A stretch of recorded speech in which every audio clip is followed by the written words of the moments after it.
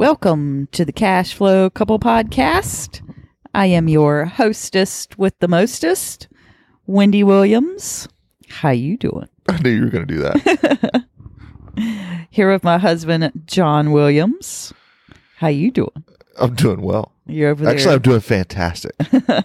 I changed that a long time ago where I say I'm fantastic because I think it changes your state of mind when you speak that way and you change habits. But that's neither here nor there. That's not exactly what we were going to talk about, but you're reclining in your chair over there. I am. So when we started this podcast, we were just talking about this. We started this right after PodFest last year. Wow. Right? I can't believe and when that he was it's like, no, only been a it year. was a year before that. It was a year before that. Right?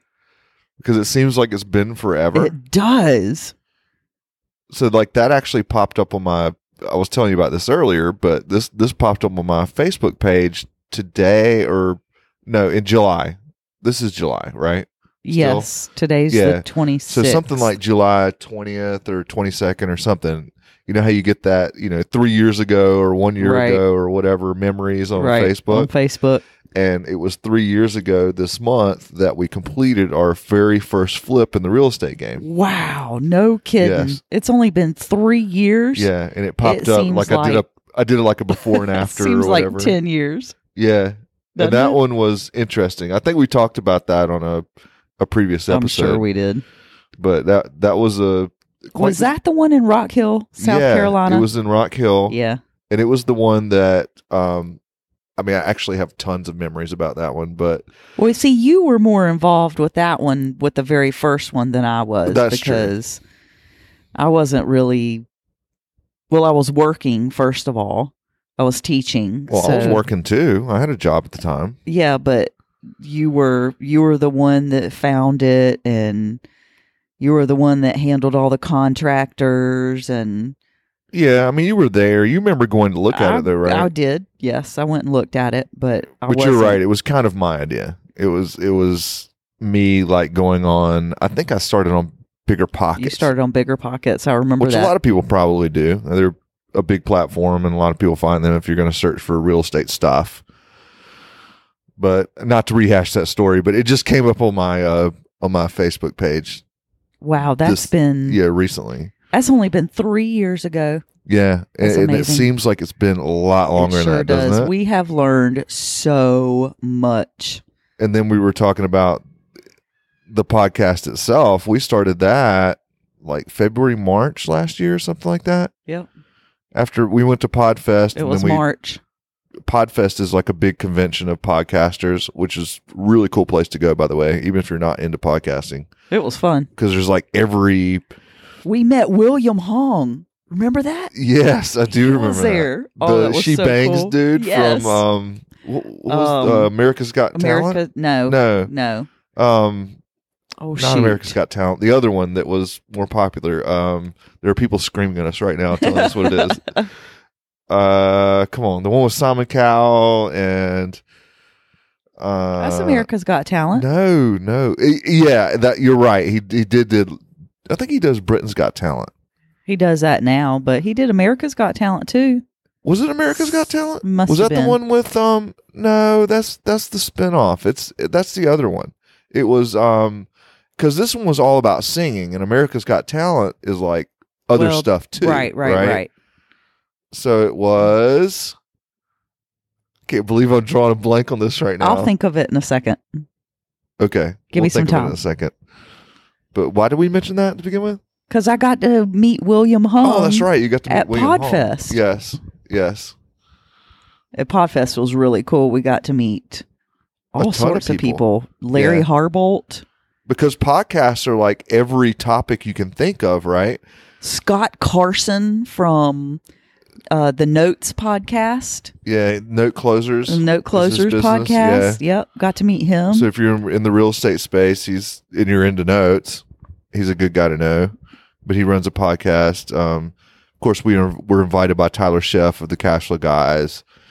I think I saw today he posted on Facebook that they're like number 2. Yep, they're number 2. The Cashflow behind, Guys. Ironically, Bigger Pockets. Right. Since I mentioned it earlier, but Tyler's awesome. His show is great. If you want to go, I've plugged him before because he was kind of a mentor of ours.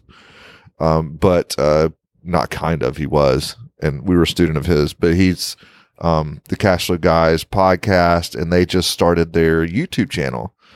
So his whole thing was, getting financially free and how to do that and all that kind of thing. In fact, we listened to his podcast today driving around. Yep. But they've started, they actually bought an RV and they're traveling the country. Him and his wife. Yes, because they can, right? Isn't that cool? That is cool. And they don't have kids. So we always talk about that. Like, we can't just leave because we got these kids that have to go to school and all this kind of stuff. Damn kids. But that's what they're doing, and they've now called it Cashflow Roadshow and turned it into a YouTube channel, which is really cool. Yep. So I like following that, and I just like them anyway. So yeah, they're cool folk. Yeah, and it's a really great podcast. So anyhow, that was kind of our discussion, and we were like, we haven't done a podcast in a while. Maybe we should just start recording these. And I think before we were always like coming from the basement, right? Right, that's right. But we don't do that anymore. No, you know why? Because we rent it out. Because we rent it out. There's somebody staying in our basement. Yeah, actually this weekend. Now. Like right now. Right now, they just checked in. Yeah, like pretty much all the time. And even when they're not, we just gotten used to not having access to it, and plus we clean it. So I think we talked about that in the last episode. We kind of switched gears. So like if you listen to the first 20 episodes of this podcast, it's all, strictly real estate. And I think at one time we said, hey, we're going to do multifamily. And we talked about how we got started flipping and all this other kind of thing. And then we kind of transitioned into short-term rentals. It's kind of like we found our thing. Yep. Which is interesting to me. Well, we tried doing everything else in real estate. Almost, yeah. We've done, I can't think of anything that we haven't done in real estate, except for multifamily. We haven't done multifamily. No, and we never did close a note deal. No, that's true. That's true. We tried. We tried notes for a while, yeah. Which I still love. I love too. that idea. So we had to stop that. Because our daughter came up and she was hungry. She wanted pickles. Yeah, so she eats a lot of pickles, man. Girl's gonna turn into a pickle. Oh, and now your YouTube video has restarted. So we're back. We're back for the second time, actually. Probably won't hear this because I'll have to go back and like cut it out. But so our daughter was hungry. And she wanted something. Did you actually give her a pickle?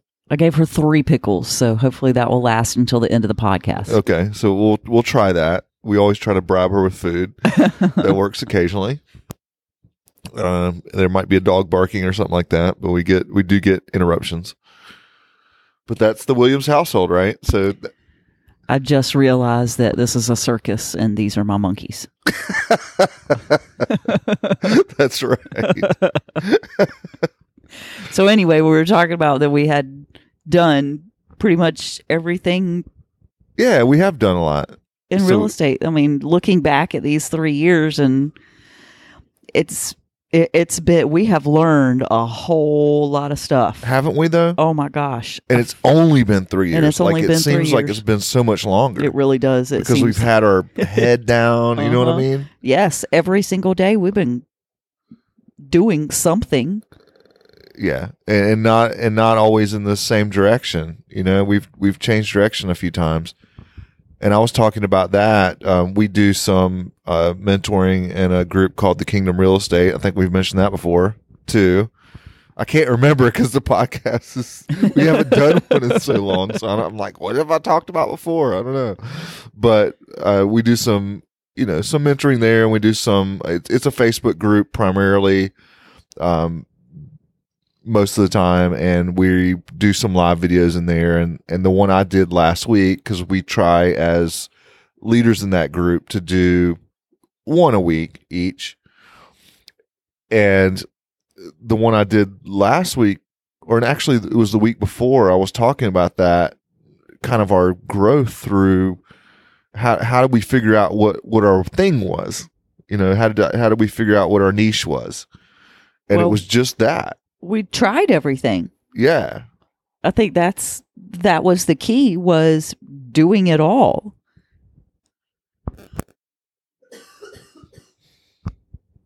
And trying different things, and we finally found something that clicked for both of us. Yeah, because we flipped houses. We actually completed a wholesale deal. Yep. We had a buy and hold, right? Yep. We had that rental. Yep.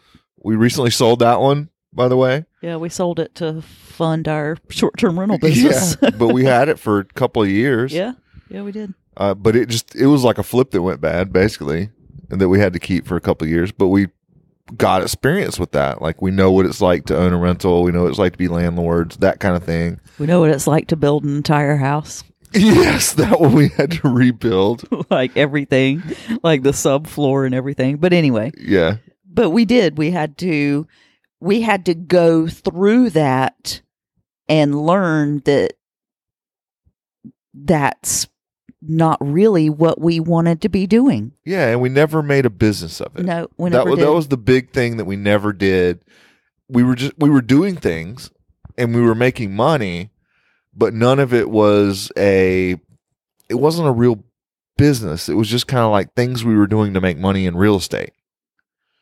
That was kind of what my epiphany was when we finally landed on this business, the short-term rental business. All of a sudden, it was something that we got traction with very quickly. It was something that we both enjoyed doing. Like, remember when we were chasing those probate leads? And oh, I hated that. Or not probate. It was pre-foreclosure leads. I hated that so much. And cold calling and all that kind of thing. And it's not that we weren't able to do it, but it wasn't systematized. It wasn't enjoyable. It wasn't enjoyable. Maybe that's part of it. Really, I hated getting up every morning because I knew that I was going to have to. Yeah, and it's not that it wasn't effective. Like, you did find people and we did solve a lot of problems, right? I don't know that we made like a ton of money doing it. We made some, but it wasn't, I don't know. It was just us doing things. And that's exactly what it felt like too. Yeah. That we were just floundering around out there in space and not loving anything. Right. And we had no structure for it.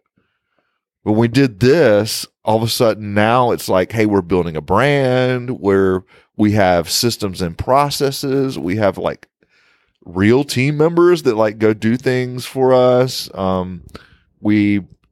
It's to the point where we're almost like, it's a business. I don't know any other way to say it other than that, but that was kind of what I was trying to talk about on my live a couple of weeks ago was, maybe, when you're trying to start out and you're trying to figure out what you want to do, I hear so many people say, and this is kind of off on a tangent, but hey, I want to wholesale until I get enough money to do X, Y, and Z, and then I'm going to buy and hold, and then I'm going to do this other thing.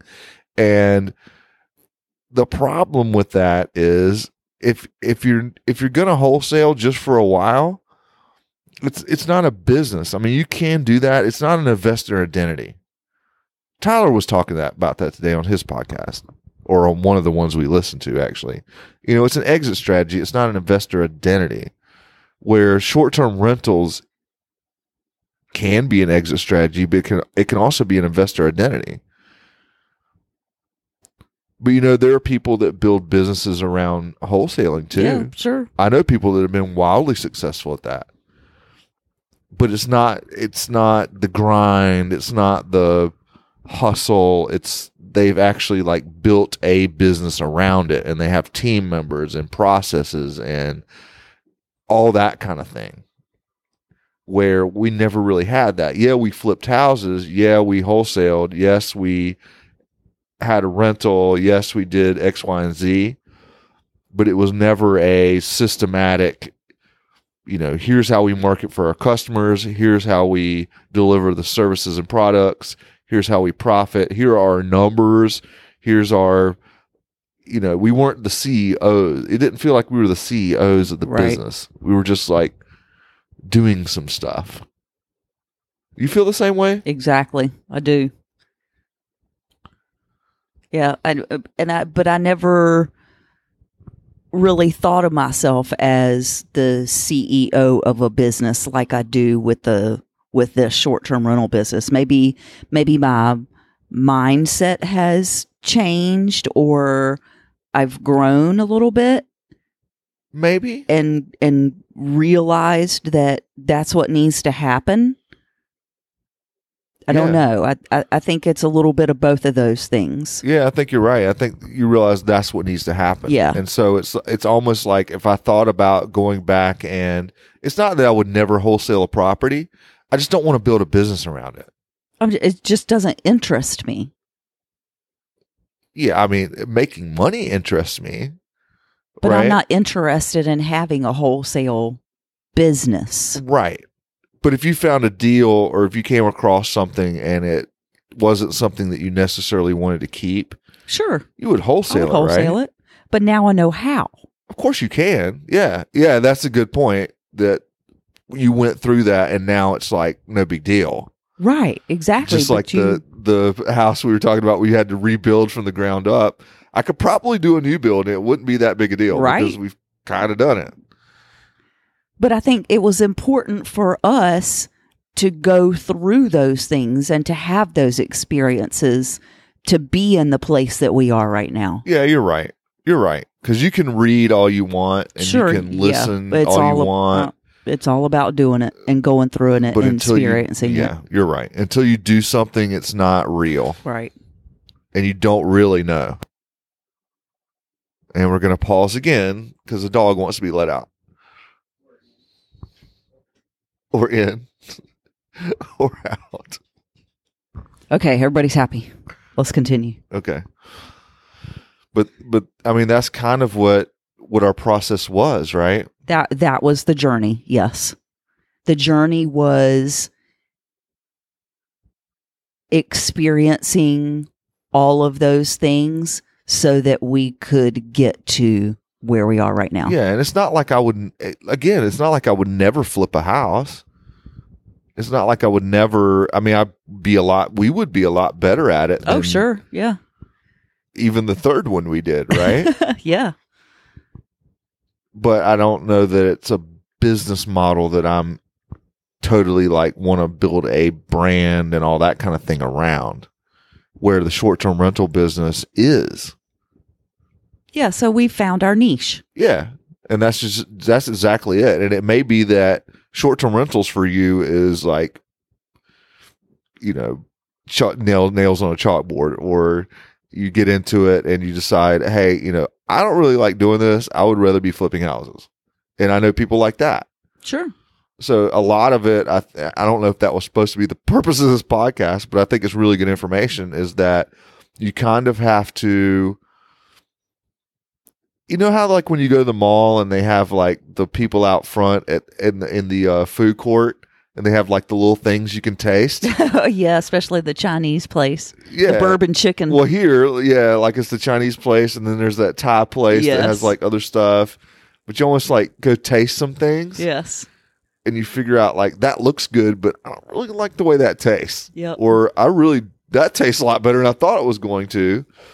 And then you kind of figure out where you want to eat. And I think it's kind of the same thing, but of course more involved. Because once you're flipping a house, man. There's no like, I didn't like the way that tastes. I just got to drop it. You got to take it to completion. Yeah, especially if you got private money involved, right? Or any kind of, you're going to have money involved one way or the other unless you got the house free. Yeah, for sure. And then you still got to put money into fixing it. So, you're in, you're committed to that particular deal, but you may get to the end of it and say, yeah, that was awesome. Or no, I don't ever want to do that again. Right. Right. So, I mean, that was just an observation. So anyway, we kind of went on a hiatus for the podcast, and we're no longer sitting in the basement because we short-term rental the basement now. Right. And now we're live from the garage. Right? Right. So that's where we are. And so we kind of got to talking and we're like, why are we? Because we have these kind of conversations like all the time, don't we? Well, yeah, every night. Almost every day.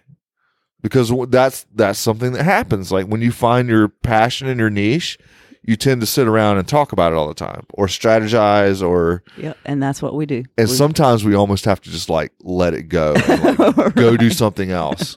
Like John did, yesterday? Yesterday, it was this weekend, I think. Oh, well, it rained a couple of days ago and we just kind of. Yeah, I was like, I'm out. I can't think about this anymore. John went and played video games. I'm going to go play video games. That's what you did. You have to let it go at some point. Well, it's like that with everything, though. It is. I mean, you got to take a break eventually.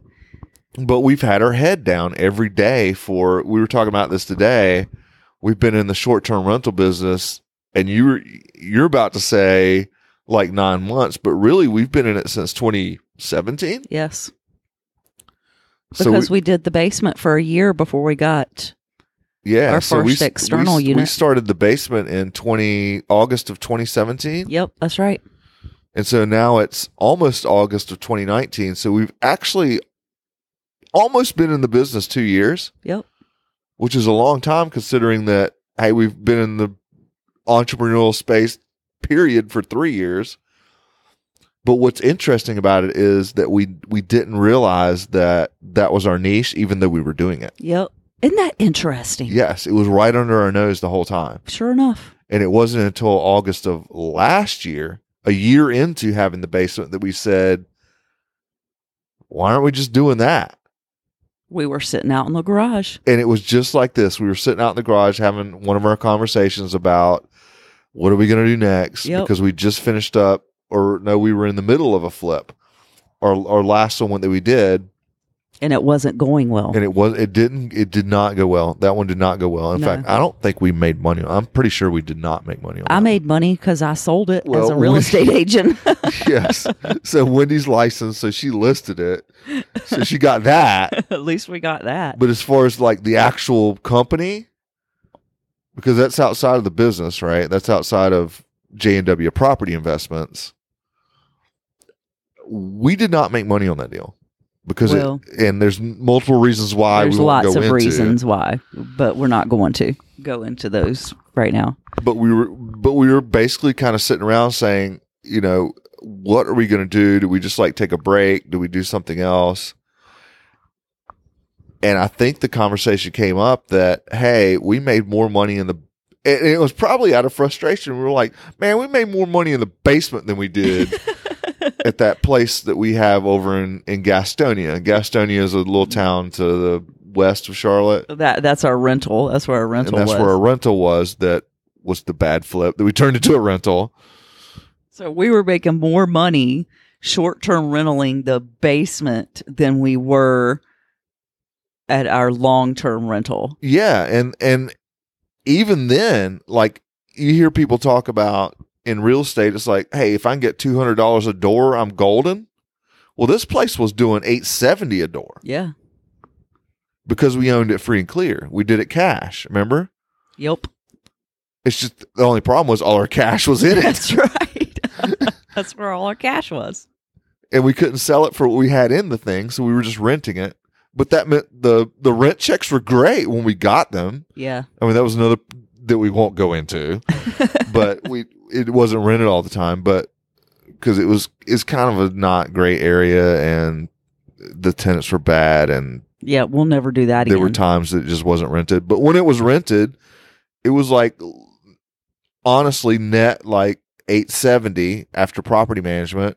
And if you want to take out all the other things that you should take out that we've talked about before, like vacancy, maintenance, all that, we were still clearing well over $500, even just on paper, which is great. I mean, that kills $200 a day. That's like double, right? Yeah. But in the basement, we did $1,200. Isn't that some shit? And we didn't have all our cash tied up in it. I know. We only put like $1,000 down there. It was like $1,000 investment.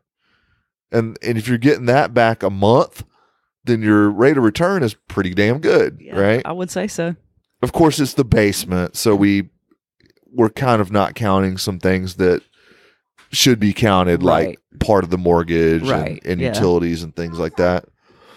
But even then, even if you count all that, we were doing better than our traditional long-term rental. And we're like, why don't we just do more of those? And then we started asking the question, how can we do more of those? Yes. So we knew that's what we wanted to do because we both enjoyed it. Yeah, we did. And then we started asking, okay, well, now that we know what we want to do, how do we go about doing it? Yeah, because we've only got the one basement, right? Like, how do we go get more of these? How do we go get more of these? And our first thought was, okay, now we've got to go like buy more rentals and just turn them into short-term rentals. But then we discovered that, oh, wow, you don't actually have to buy them. You can just rent them and then turn them into short-term rentals. And that became our model. And that blew my mind. It did. It does blow your mind because all of a sudden you're thinking, oh, crap, I've got to, because you come from the traditional real estate world where that's what you do. And then you realize, oh, crap, I could just, for lack of a better term, master lease these, right? And never own them. And now I've just got to buy furniture. And I got to pay utilities and all that. My tenants are paying that. But for startup costs, furniture and all the other stuff that goes into it, which ends up being kind of a significant investment for our customer type. But even then, we can get into a place for 15, 20 on the tops for Genius. for a 2-2 or a 3-2 house. It's genius. Yes. So let's go do that. And we kind of like took that and made it a business again and ran with it. And now we have 6 locations and we're about to add our 7th August 1st. Today's July. That's not that far off. Today's July 26th. So with it, 31 days in July. So 5 days from now, we'll have our 7th. Yep. Can you believe that? Yes. It's crazy.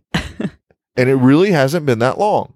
I can't believe it. Since we had that first conversation in the garage last August. Yep. It's been a year. It's been a year. It'll be a year, basically. And now we've got we've just collected 6 more units over what we had last August. Yep. Imagine what we can do next year, this coming year. Yeah, by this time next year, we'll have more than 6. Oh, we'll have more than double that. I think we'll have more than 12. I think so too. That's what I'm trying to say. Because it kind of will steamroll. Yeah. But we've also found it's not quite just as easy as that either, no, right? It's not. Like there's no easy money in anything that you're going to do. So it's not that, oh, we'll just go rent these and then put them on Airbnb and rent them for more and you got to buy furniture and Nope. No, there's a lot more to it than that. Yep. I mean, that's the basics, but the actual implementation of doing that is, especially in today's market, I would say is you got to be good in Charlotte. In our market in Charlotte, I think depending on the property that you have, you can still just be present. Because we used to say that, right? You don't have to be good at it. You just have to be present. Not so much anymore. I don't think that's really true in Charlotte anymore. I don't think so either. I think it's true in some cases, but it's going to depend on what your expenses are. And if you're running a model like ours where you are renting at market rent and you're, appealing to a higher client base, which means you have more expenses, then you can't just be present. You actually got to be good at it. And that's been our biggest hindrance. Honestly, in this business is the expenses associated with it. Yeah, I didn't realize what that was going to look like until we actually got into it, because now you're talking about lawn care maintenance. Yeah, we're doing houses, right? Um, I mean, maintaining a house. I mean, if the air conditioner goes out, Well, that's the landlord though, Yeah. right? If you're renting it, the landlord's going to take care of the air conditioning. that's true. But it doesn't mean that, hey, I might have to give a refund to those people because they didn't have air conditioning 1 day or 2 days during their stay, or maybe they were only there for 2 days. So, I mean, that even though you didn't have to replace the air conditioning, you lost revenue. Yep. And that's probably a higher level of conversation that people are like, what are you talking about? But there's a lot of little things like that come Yeah. up. And right now, that's our biggest problem is expenses are eating us up. Yeah. I mean, and plus the linens. Oh, we had no idea that it was going to cost so much to wash some sheets. Yeah. Well, that's something we had to change as we went along. I mean, that's something we've learned in the past. Well, we started doing, quote, short-term rentals August 2017, which makes that 2 years. But the first year and a half of it, it was just the basement. And it's easy to make money in the basement because, again, there are no real expenses. It's a lot harder when you go out and start acquiring more units and you have real expenses, and then you have to do real marketing and real quality control of your stuff. And that's one of the big things we ran into was linens, because we just put all the towels and sheets in the place, and then people used all of them. Right. Whatever you put out, they're going to use. And then all of a sudden it's $40, $50, $60 a turn just washing linens. And it's like, holy crap, we're not charging for that. Oops. Yeah. And that really cuts into your profit. Yeah. A lot. Because you got to figure, most of the places we rent are somewhere around $1,500. So just in rent, you're talking about $50 a day in expenses a day. That doesn't even include utilities. Yeah, I'm just saying rent, just rent by itself. And you're right, that doesn't include utilities like electric, gas, internet, everything else you can think of. Maybe you bought all your stuff on credit and now you're paying, interest on that. Right. And there's a lot of things you don't think about. And then there's all the back end stuff because it's a business. It's not just us doing stuff anymore. So we've got, back end software that we use for different things, and that costs money. I mean, it's not a lot, but it adds up per property. And you got to think it's no longer $50 a day anymore. Now it's more like, hey, our base rate is it's costing us $65 to $80 a night, whether somebody stays there or not. And then you kind of got to look at your marketplace and say, well, what can I get a night? And what is my occupancy going to be? Am I going to be 100% occupied? Probably not. Am I going to be 60% occupied? I don't know. Maybe that's the number for your market. Maybe it's not. Is it 80% the number? How would you look at that? So if you were, when we started looking at these places to rent, and we found a place and we think it's going to be a good location. So what does that look like when you go to say, hey, how much could I charge a night for this? So I've got a dog with a chew toy. Make a noise. And I know exactly what you're going to say. And I'm going to say it depends. And I'm going to say it depends. I mean, you asked the question to set me up, I think. But, I mean, set me up in a good way. He was like, here, knock this one out of the park. But, yeah, I mean, it was kind of like what we talked about on our last episode. We talked about, I believe, who do you wish to serve? Exactly. And that's going to answer your question. Because it depends. I mean, are you... my really good analogy for this is it's kind of like somebody asking me, what does a hotel room in Charlotte cost per night? It depends. I'm like, I don't know, man. Are you staying at the Red Roof? Are you staying at the Hilton? Are you staying at the Holiday Inn? Are you staying at the Westin, which is a high-end hotel here? Are you staying at the Ballantine Resort? I mean, they all have drastically different price points, don't they? But they give different service levels too. So it's not like real estate where you can just say, okay, a 3-2 house rents for this in this area.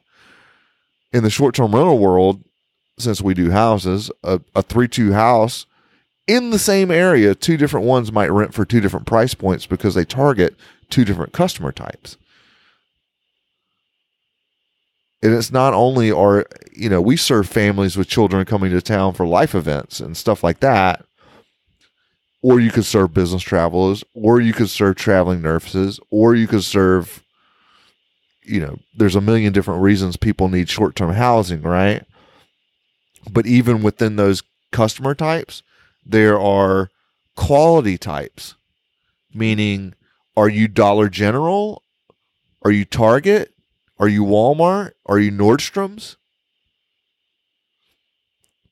So it kind of goes back to the hotel room thing. I need a 1-bedroom hotel room with a king bed and a bathroom.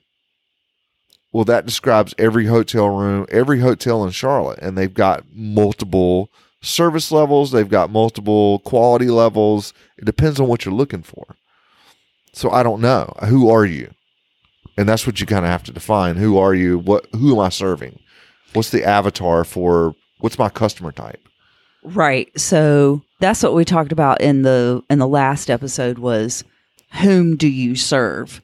So once you figure out the avatar of the of your customer, that is going to determine everything else in your business. So it's going to determine your location. It's going to determine what furniture and amenities you put in your units.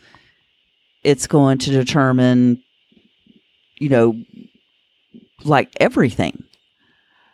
So it's an important question to ask. So once you have defined your client type, your customer type, then you need to ask yourself, okay, what level of service do I want to provide? Do I want to attract a Nordstrom type client?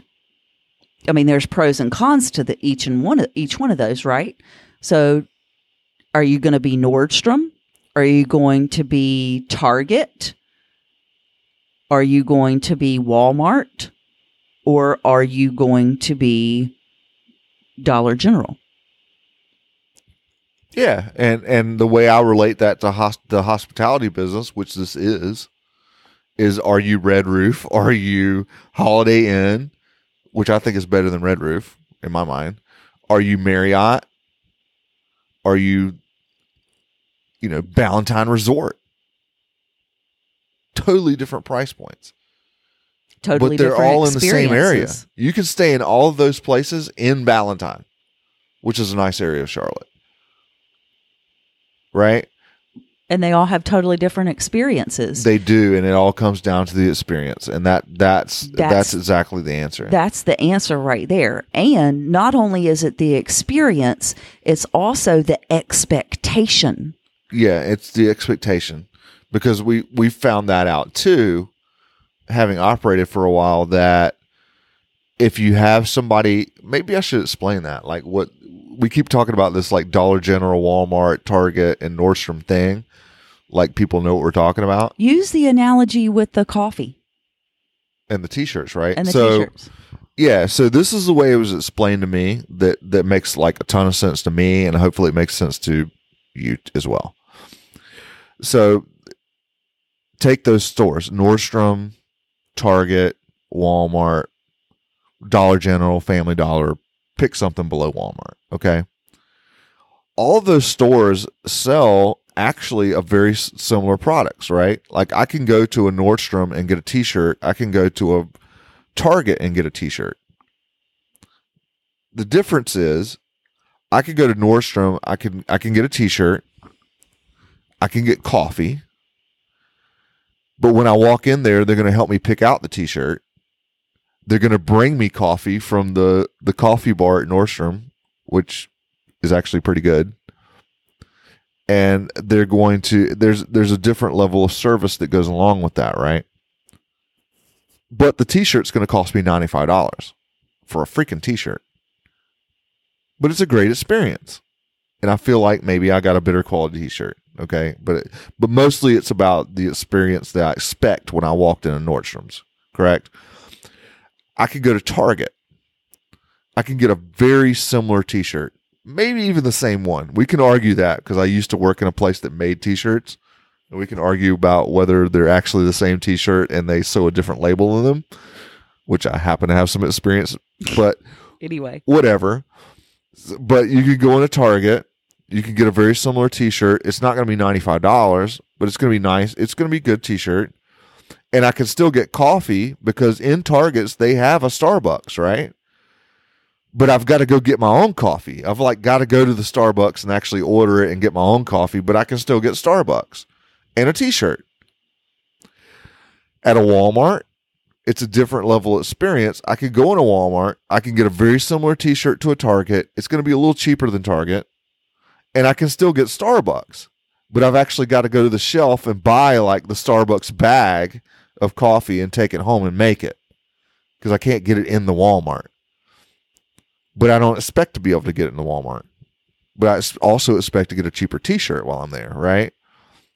Or I can go to Dollar General or Family Dollar, whatever's in your area, and I can get also a t-shirt and I can get coffee. I don't know if it's going to be Starbucks, but I can probably buy some kind of coffee. It's going to come in a can. It's going to be Folgers or something like that, and I could take it home. Part of waking up. It's Folgers in your cup. Yeah. I can't say Folgers without thinking that either. But I can get the same basic product, right? I can get a t-shirt, I can get coffee, and I can take it home. But my experience is different. Like I kind of expect the Family Dollar not to be as put together. The stuff in there is going to be cheaper. I don't expect there to be a Starbucks in there. I don't expect somebody to bring me coffee. You're not even going to get a cart. But I'm also expecting a $5 t-shirt. I'm not paying for a $95 t-shirt at Family Dollar. But the point is they all sell similar products, but at different experience levels. And different expectations. Different expectations and different price points and different service levels. And that translates very well to exactly what we were just talking about is who do you want to serve? Do you want to be Dollar General? What's your brand? Are you Dollar General? Are you Family Dollar? Are you Target? Are you Walmart? Are you Nordstrom's? All of those companies make very good money, but they serve very different clients. And something else we've noticed is when you have somebody that's a Nordstrom customer and they walk into your Target place, they're not impressed. They feel like they're not getting the value that they paid for. However, when you have somebody that's a Walmart customer and they walk into your Nordstrom place, they feel like you're overpriced. So they don't appreciate the extra stuff you're getting them because they wanted a Walmart. They're a Walmart customer. They don't want a Nordstrom experience, nor do they want to pay for it. So when you have happy customers is when you actually match the customer to the experience you're actually providing. So you want Nordstrom customers at your Nordstrom short-term rental. You want Walmart customers at your Walmart short-term rental. And it's all how you market it. So never have a Walmart place and then, market it as the Taj Mahal. Right. In this case, it's how you gear your marketing. It's how you gear your marketing. It's your copy, what you say on your listing. Yes, it's your pictures. It's your pictures. It's the amenities you provide. Yes. And it's your pricing. Because if I'm providing Nordstrom amenities, I expect to get a Nordstrom price. And that's why you can't just say, I don't know, it's a 3.2 in a certain zip code in Charlotte, it should get this much. It doesn't work that way. Right. Because we have people that ask us that question all the time. What should I charge? Yeah. And pricing is the hardest part. It is. I mean, it just kind of depends. Because of that. But once you get dialed down into, here's my customer type, here's who I'm serving, this is the things I'm going to have to put in there because of that customer type. Now I'm starting to get a real idea of what it's going to cost me to set it up. And now I'm getting a real good idea of what my expenses are going to be. And now I'm getting a real good idea of what I'm going to have to charge to be profitable or even just to break even. And now now I can go look at the marketplace and say, what are other people doing? Is anybody else getting this? It could be that I'm in an area, trying to set up a Nordstrom place in a Walmart area, and that's never going to work. Or it could be that I'm trying to set up a Walmart place in a Nordstrom area, and that's not going to work either. So you kind of want to match the area that you're in. And it's entirely possible that you're just going to be better than everybody else, which we try to be, right? I want people, if your place is right next to mine, I want them to book mine. But we're also very focused in that we're like, hey, we serve families with children at a Target level experience bordering on Nordstrom. And that's who we want to attract, and that's our customer type. So if that customer is coming and looking at my place and yours, even if they're right next to each other, they're going to book my place. But if you're a Walmart place, which is nothing wrong with that, you know who your customer is, Walmart customers are going to book your place.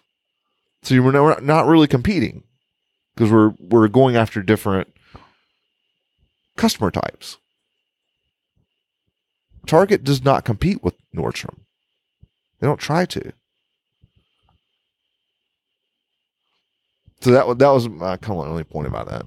It was probably a longer conversation you wanted to have about it, but no, I felt like that's exactly what people needed to hear because it answered the question. So the last episode said, okay, well, you need to determine whom do you want to serve, and now you need to determine what level experience you need to provide. Yeah, because it's totally beyond like, is it a business traveler? I don't know. Are they, somebody that just started the job and just got out of college, or are they a CEO of the company? Right. So both business travelers. So this is the next question that you have to ask yourself if you're looking to set up a short-term rental. Yes. But that's the kind of thing, again, just having this conversation out in the garage that we think about now because we're business owners. We're thinking about who our customer type is, who, it's not just, hey, I heard Airbnb was cool and I can make a lot of money. These are the kind of things you need to be thinking about if you're going to make it a business. If you're just going to have one and that's all you're going to do, then who cares? Do whatever you want to do. But we're talking about on a higher level, how do you scale? How do you build a brand? How do you, make this into a business that you can actually live off of? I think the dog is barking at our guests. Okay, so we can pause this and probably we could just wrap this up because I think it's been a while. Yeah, we're almost an hour into this conversation. Well, we could talk about it forever. Yeah, we could. But it's time to wrap it up because the dog is barking at the guests, and I'm gonna have to go. I'm gonna have to go take care of that. So this is constant battle with that dog. It really is, isn't it? Yes.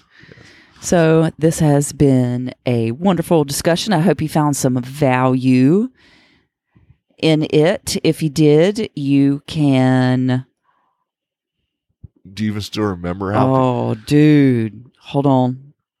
So we have email, right? Right. Okay. You can email us. If you have questions, please email us because we actually do read our email. Okay. I take that back. John reads the email.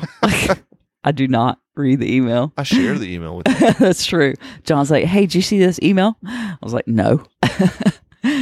We do have an email, and it is info@corporate QueenCitySuites.com. Really? I thought this was a cash flow couple podcast. Oh, yeah, that's right.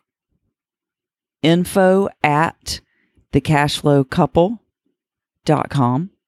Info at thecashflowcouple.com. I mean, you can email us at info at Queen City Suites and you'll get it too, but I'd rather you email me there if you want a booking.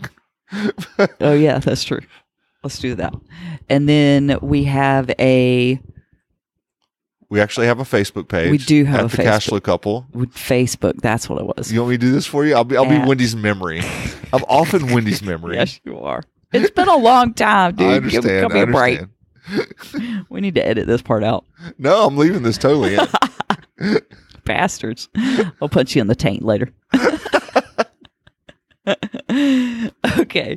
Facebook at the Cashflow Couple. And that's it. So anything else you want to say? No, I mean, I was just saying we do actually have a website. Cashflowcouple.com that you can also go to. But I've forgotten it's fine. Don't worry about it. It's been a while. I'll do better next week. Hey, this is this is real life, you know. Right. So I'm always like, hey, do you remember that thing that we did back a long time ago where we did that thing? And Sean's like, yeah, I remember that. Yeah, let me tell you the details on that. Well, I don't remember any of that at all. But on the other hand, I could be like, you know what? I can't find my belt. You have any idea where that is? And we'd be like, yeah, man, it's behind the dresser on the left hand side. That's It's exactly been there right. since Thursday. That's right. Like, how do you know that? Because I put it there. That's why. Yeah. So if I need to know where something is, I'll ask Wendy. And if I need to know anything that happened in the past, I ask John. Exactly. All right. Well, we appreciate you joining us again. And I have no idea what that was. It's a circus around here, man. I'm telling you. It really is. It really is a circus. So we appreciate you guys joining us, and tune in next time to the Cashflow Couple.